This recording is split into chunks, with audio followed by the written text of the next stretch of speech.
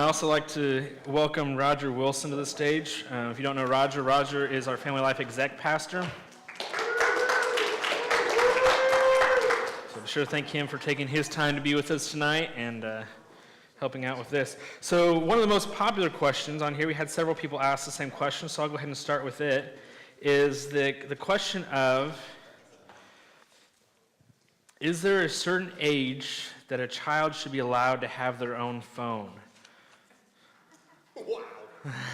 So we'll just go with the easy soft toss right away. Cassie's going to start us off. Okay, so it's not legal for the phone, but across technology, Facebook, Twitter, all of those different things, it's 13 is when you can sign up for an account. So if you want to fall back on that number as like, well, that's the legal thing, you can. But other than that, it kind of is up to your discretion of if you think your child is mature enough to handle it and all of that.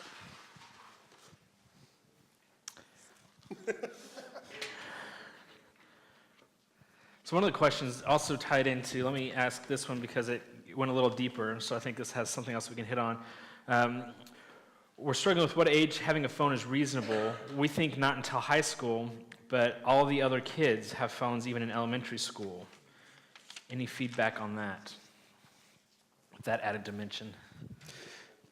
Oh, I was just going to comment, Mark, just kind of going back to your presentation. We're kind of talking same problems, just different generation.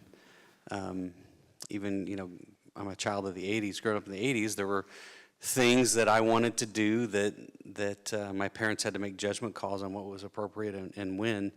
But I think a great way, and even some research I've read on this idea of age and what's appropriate for age, is you really have to look at the activity that your kids are engaging in and make judgment calls based on the appropriateness of that activity for their age.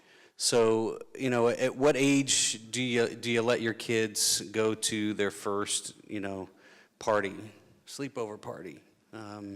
Co-ed, kind of experiences and things like that. And it's the same kind of social dynamics that are at play, only in this virtual environment. And so you kind of have to make those judgment calls based on, your child and what's appropriate for them at that age and for that particular activity. I'll go ahead and pass it on. In general, I would say if you're holding back your kid from getting a cell phone or social media, they're not missing out on anything that is going to scar them for life socially. So that's, of course, the fear that they have. Everybody else has a phone. I believe, according to my eldest children, they were the last kids at school to get phones. But I've done this for 25 years, and I've met a lot of last kids to get phones. So there's a lot of parents who are waiting. So it's not gonna be awful. But I would say there is no, the first question, what's the right age? There isn't one. It's not about an age. It's about maturity. It's about your own family's values. And whatever you're doing, I generally would say, tier it in, stagger it in. You decide at 15, 16, it's time to teach your kid how to drive. You don't give them the keys and point them to the interstate. So, give them the phone, give them it for a period of time, then break in the social media, time limit it. So when you see the evidence of responsibility, then you can leave them to their own devices and always just keep checking to make sure they're as mature as you thought they were. Just one addition to that. I'm kind of in Cassidy's corner as far as the age of 13. You can buy a phone that just makes phone calls. Let's buy that phone. Up until an age. Now, I do believe there's a social connection to it. At certain age, you can't just have them have that phone because the other kids will just bully the crap out of them. There's just no question it's going to happen. But there's also software that you can install on a phone that you can actually, it's called spyware, but it's legal spyware. And as a parent, my kids have no privacy. Y'all can treat your kids like you want, but my kids had no privacy with their electronic devices. If I came up, they had to set them down, move away, and I could read everything they did.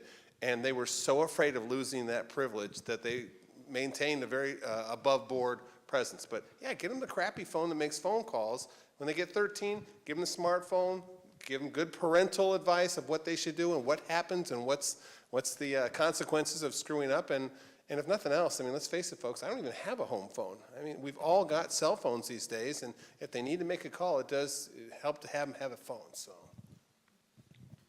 I just want to add one thing real quick. So even if, it's really just kind of adding on to what he just said, even if you go the smartphone route earlier, we talked about the controls that you have with Facebook, Instagram, Snapchat, things like that. You have a ton of control about what happens on that smartphone.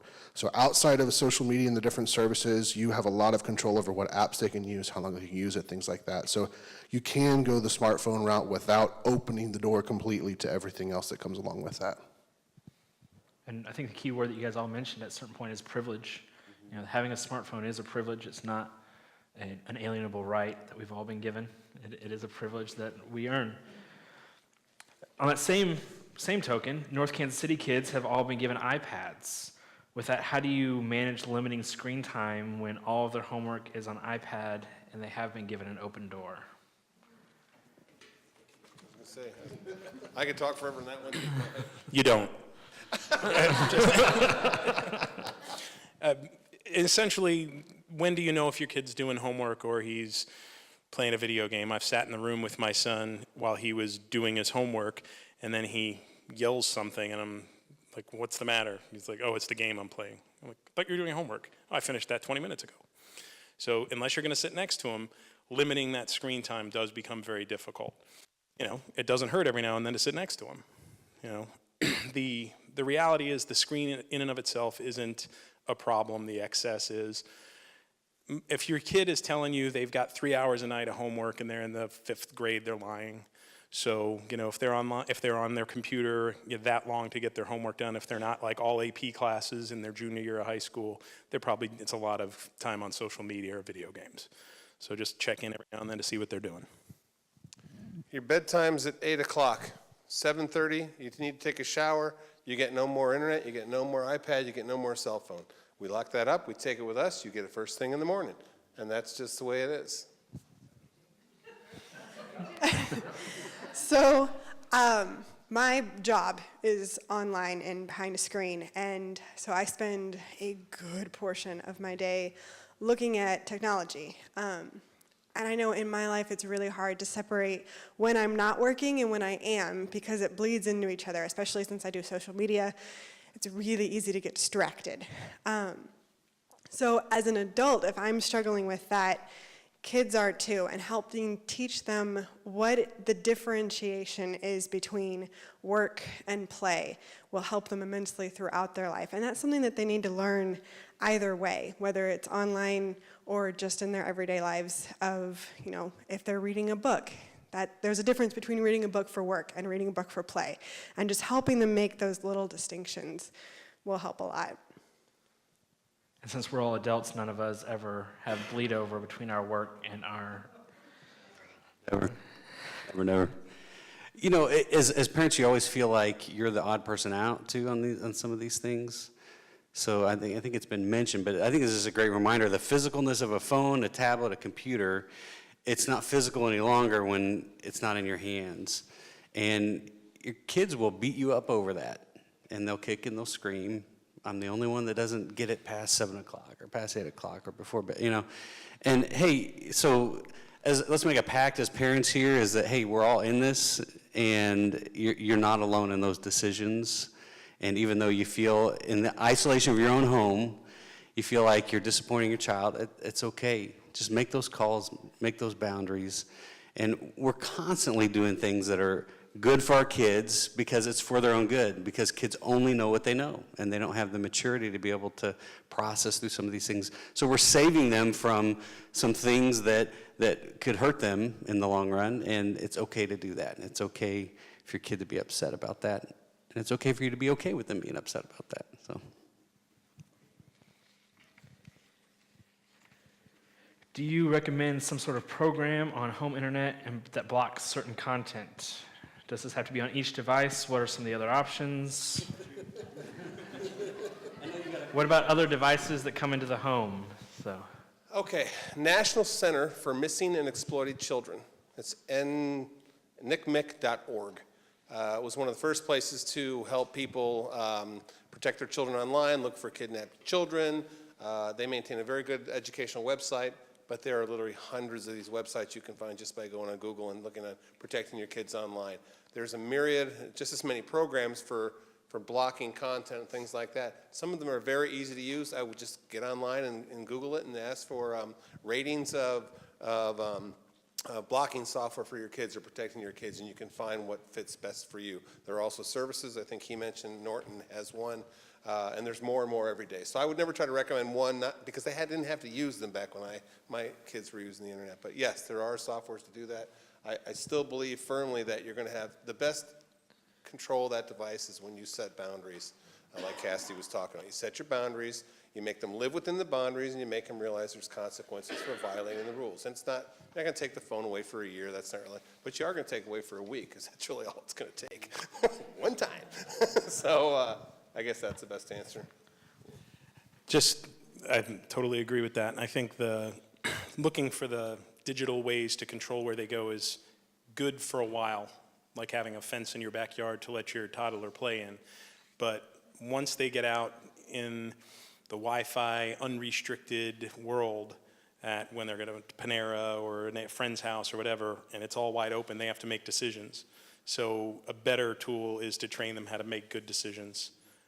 And the consequences eventually will keep them from making mistakes in the beginning, but eventually they have to make those decisions for themselves to stay out of the places they shouldn't be. John, this question's for you. Streaks, good or bad? What is it? Streaks. Streaks? Yes. Snapchat streaks. I, That's my question. okay. I don't know, what the heck are streaks? You have a streak, how many likes or whatever, how many days you posted, right? Right. What is a streak? Yep. I actually don't know. So I don't personally use Snapchat. So if any of you guys know that question, okay, yeah. Most of my experience comes from more of the business side of things. So I'm doing a lot of marketing, things like that, and we don't do that on Snapchat at all. So if one of you guys know this, go for it. How many likes you can get in a row, or how many people look at your video or your page or your feed? In and of itself, it's harmless. Yeah, it's just like how many times did you win that card game, or how many times? Sure. And everybody wants to outdo someone else's streak. So that's what I always have to hear when I take the phone. But she's in the middle of it. And what does she say? I'm gonna lose my streaks. You need to marry Kyle. I'm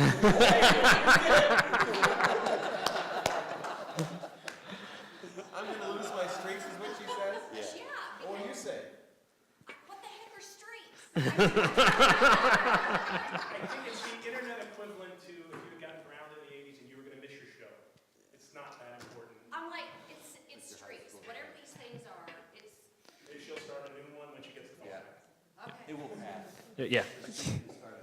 You might dig a little deeper and figure out why that streak is so important to her, whether is she worried about beating her friends, is it some sort of popularity contest? Find the underlying panic behind why the streak matters. So is it Snapchat or is it? Yeah, Yes. Snapchat. Have her show them to you on the phone. I mean, at least you understand what it looks like when she says it. Yeah, I mean, she's like, I gotta send my streak, because supposedly she has to send it in the morning and at night. Then you say, then don't mess up and you can keep your phone.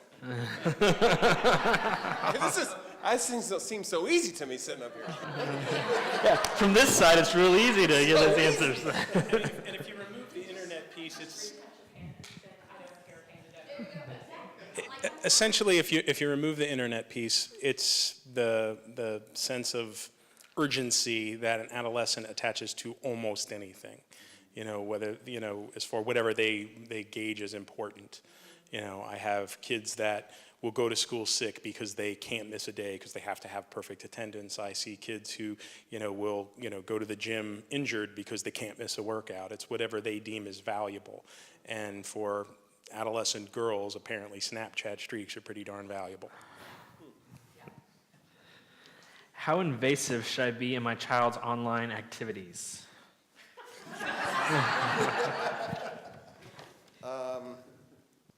Well, I mean, it's easy for me. just as invasive as I feel like I need to be. The ultimate goal is not to invade her privacy or his privacy. It's to protect them. That's what we're supposed to do. We're parents. And I told my kids, listen, when you get to the age of 17 in Missouri, you're an adult, not 18, you can do whatever you want to a point as long as you're living under my roof. Once you're out of my roof, then you can do whatever stupid thing you want to do, and there's nothing I can do about it. But until that time, I have experience as an adult. I grew up a little bit different time than you did, but the fact remains, for me, it's just as simple as that. You have to have boundaries, and you have to respect those boundaries. So I don't know how to make it any easier. Does anybody disagree with that, first of all? I don't think anybody disagree with that. So does anybody out there have anything to say about that? Is that overly intrusive?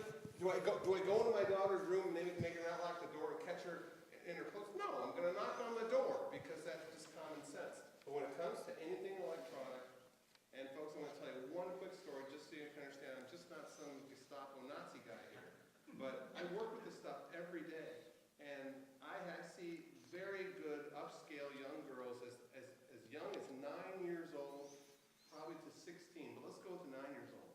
They go up to a room, they have a slumber party, there's 3 or more. They close the door, they've got a computer, and within 20 minutes, every one of them is naked on camera, showing everything they have to some pervert on the other side. Because the first girl does this, and then the other girls all have to be brave and do the same thing. And then one of them's going to be more brave and take her pants off, and then the other 3 or 4 have to do the same thing. And this guy on the other end is some pervert in Poughkeepsie who's recording every second of this and then trading it online with every one of his perverted friends. So I know that's really hard to hear, but that's what happens because it's a peer pressure thing. And I know you can speak to the peer pressure thing. So yeah, I'm going to be as invasive as it takes to protect my child. A couple of things, and just to tack on to that, one of the things with this whole technology deal is the reduced social filter. The 3 girls in that story would not flash a group of people. They wouldn't pull their pants down in front of this room. And when it's just a computer, they don't see the reaction on the other side. So they don't even think about where it's going. If to them it's something funny that happened in the room. So that's the importance of checking in and seeing what's going on. As far as how often and how invasive are you, I have a mantra that I've been telling kids for years, which is if you take care of your business, it's not my business. So if I see that you're not making good judgments, if I do check periodically and see you doing things you shouldn't do, that's going to increase and enhance the frequency with which I'm going to check. If I see actions, your behavior, your attitude changing, I'm going to look a little closer. So generally speaking, going back as far as adolescence has existed, the kids that were struggling, by majority, the kids that were doing things they couldn't do, they weren't that hard to spot. Every now and then, and they're the sad examples of the kids who fly under the radar and you can't tell how much they're struggling. But the majority is pretty obvious. So keep a close eye, and if they're taking care of their business, it's a good sign. Check up every now and then to make sure they're not part of that minority that's struggling and you can't see it. Just one follow-up, I'm sorry. One follow-up real quick. There's things called keystroke logging software. Okay, you can get it for phones as well. I do not advocate that for your normal child who's doing everything right. This is not something you want to spy on an everyday thing. But if you have some changes happen, your son, your daughter, all of a sudden the grades are dropping, they're becoming less upfront with you, less vocal. Obviously there's something wrong. You may choose to use one of the things to find out. If you can't get it from them and they won't tell you, I can help you at least research that if you want. Just get hold of me through the church, and I'll at least research that, and you can make the decision at that time if it's something you want to do. Again, this is not meant for the average kid. This is when you're seeing actual problems, and you need to find out what they are. So usually it would be kind of a drug thing, or maybe something's happening, abuse that you don't know about. So on that same topic,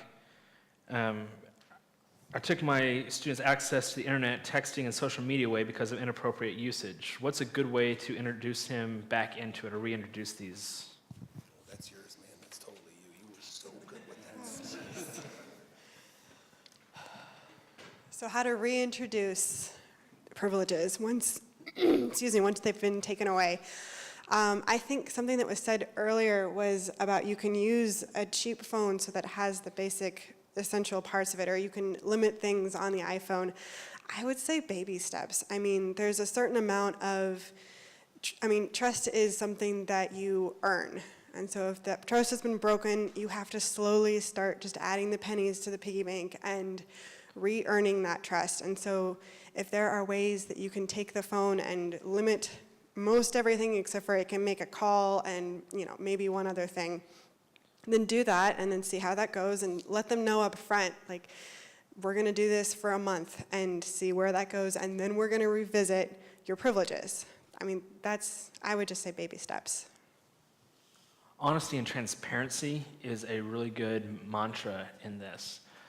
So adolescents, especially middle school adolescents, are in that middle ground of wanting ownership of everything in their life, and still at that point where they're not quite mature enough to have ownership of everything in their life.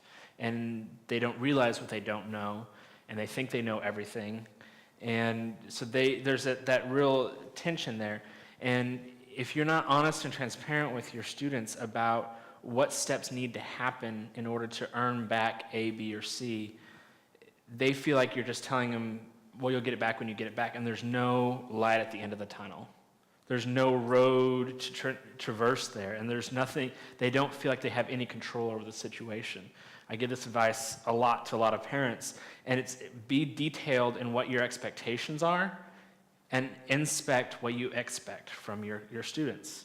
Let them know, if you want to earn this back, these are the things that I have to see from you. And I can't tell you what those are. You have to decide really clearly what those are for your students. But having those real key things that you want and being transparent with those lets them know there is a path back into good standing. Yeah, just to tack on to that, I mean, essentially it's when you're negotiating this stuff with your kids, you're making the unknown known to them. So walking through your path of the reasons why you're expecting what you're expecting, or you're doing what you're doing, the whys are really important for helping your kids understand, because they don't know the whys. They don't understand the whys. They can't comprehend the whys. But so when you're negotiating returning privileges with your kid, it's what you want: honesty, you want transparency. And you've got to get to a place where you can lay that out for your child and have that conversation of, so what does honesty and transparency look like? Let's talk through that. And they may come up with an idea and you're like, no, that's not good enough for me. That doesn't help me to have confidence in the honesty and transparency of this. So here's what I want. And it's that conversation. But you're also helping them to connect the dots in that decision-making process for their own future. And so sometimes we just make these leaps and thinking that kids are like little adults and they just understand it all. But it's not happening under the hood. You've got to state your path and walk that path with them and help unpack the reasons why. I think that's really important when you're negotiating that kind of stuff. So I just thought of this. If you have ever tried to get to the next level at work or tried to figure out relationship stuff, it is so helpful, especially, I mean, if you relate it to work, to know what your bosses are actually wanting you to do in order for you to get to the next level. And if you kind of relate that feeling to, that's what your kids want to know. They want to know, what's my next step? What does being an adult look like, and how do I get there? So if you can make that as open and honest of a conversation that you can, then that will help them out a ton, because then they'll have a path in front of them.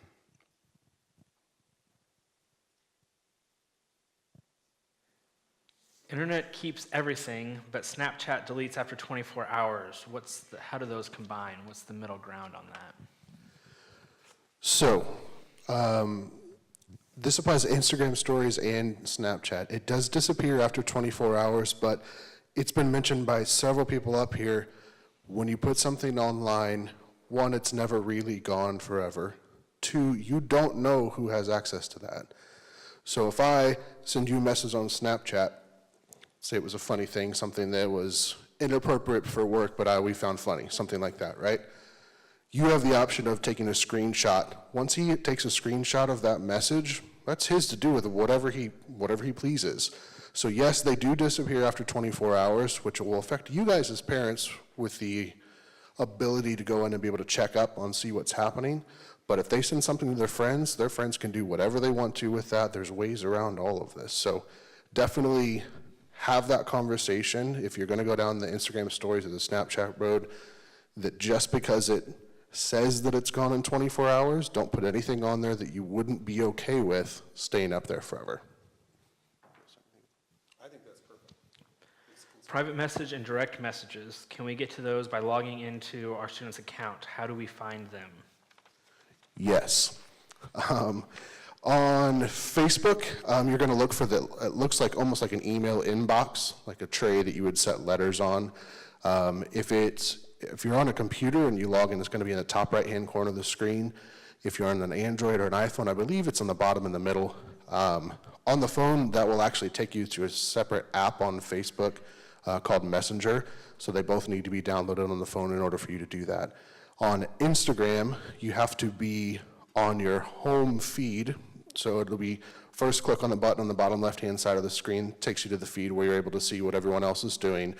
And then there'll be a little paper airplane in the top right-hand corner. That's where you're going to find the direct messages in Instagram.